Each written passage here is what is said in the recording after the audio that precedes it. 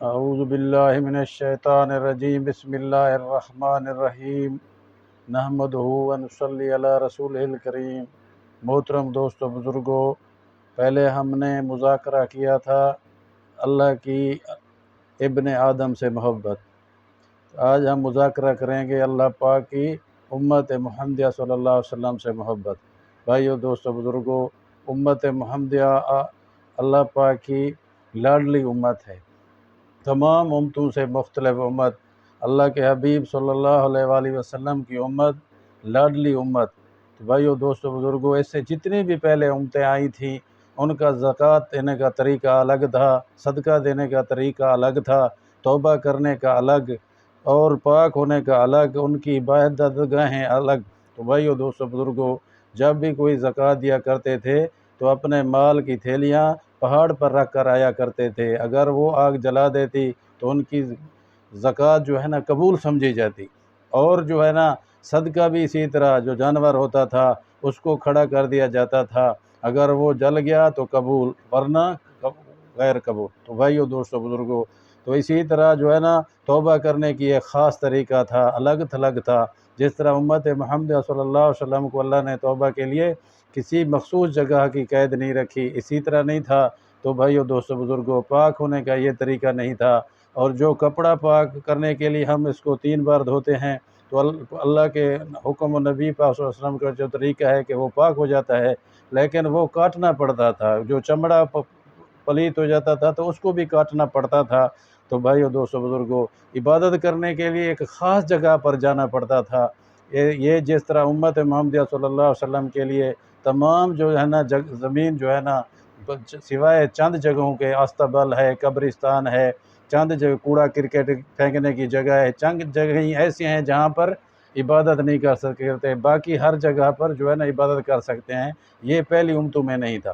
جب اللہ پاک نے جتنی بھی کتابیں پہلے گزری ہیں، سب کتابوں میں اللہ پاک نے اس امت محمدیہ صلی اللہ علیہ وآلہ وسلم کی تعریف بیان کی ہے، ان کی تعریفیں فرمائی ہیں۔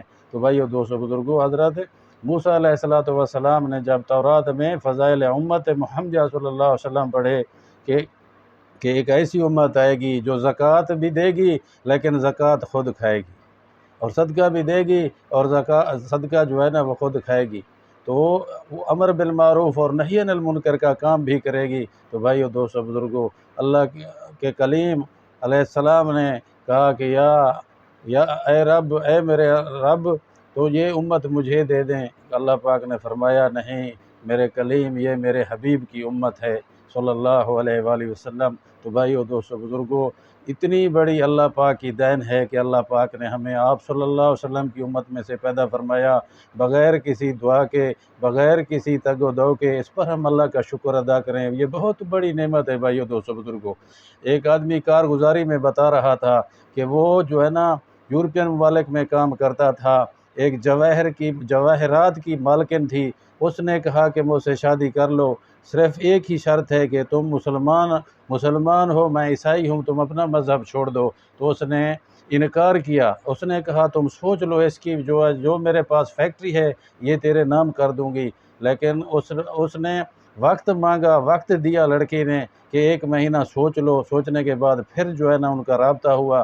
تو اس نے کہا کہ کیا وجہ ہے، سب کام جو ہے نا ہمارے مشترک ہیں، ہم بدکاری، ہم بد فعلی، سارے کے سارے غلط کام جو ہے ہم میں ہیں، غیر مسلموں میں وہ تو آپ میں بھی ہیں، تو اس کی وجہ کیا ہے آپ دین نہیں چھوڑ رہے؟ تو اس نے کہا کہ مجھے آپ صلی اللہ علیہ وسلم کی یہ حدیث یاد ہے کہ اللہ کے حبیب صلی اللہ علیہ وسلم نے فرمایا جو کلمہ پڑھنے والا ہے لا الہ الا اللہ محمد رسول اللہ، وہ ضرور جنت میں جائے گا، اس لیے میں انکار کرتا ہوں۔ تو بھائیو دوستو بزرگوں، یہ بہت بڑی نعمت ہے اللہ نے ہمیں عطا فرمائی، اور اس کو ایک سب سے الگ تھلگ جو اللہ پاک نے اس امت کو افضل امت کہا ہے وہ یہ ہے کہ یہ دعوت کا کام کرے گی، خود بھی اعمال ایمان والی زندگی گزارے گی اور دوسروں کو بھی یہی محنت کرے گی۔ یہ ہمارا بھائیو دوستو بزرگوں کام ہے، اس کو کام بنا کر کام کریں گے۔ اللہ پاک نے ہمیں دنیا میں اس کام کے لیے بھیجا ہے، تو پھر دیر کس بات کی، اور اس کام کو سیکھیں، 4 مہینے لگا کر اس کام کو کو سیکھنا ہے اور زندگی کا مقصد بنا کر اس کو کرنا ہے۔ اس کے لیے میں بھی انشاءاللہ سیکھنے کا ارادہ کرتا ہوں اور ساری عمر اس کو کرنے کا ارادہ کرتا ہوں۔ اللہ مجھے بھی عمل کی توفیق عطا فرمائے۔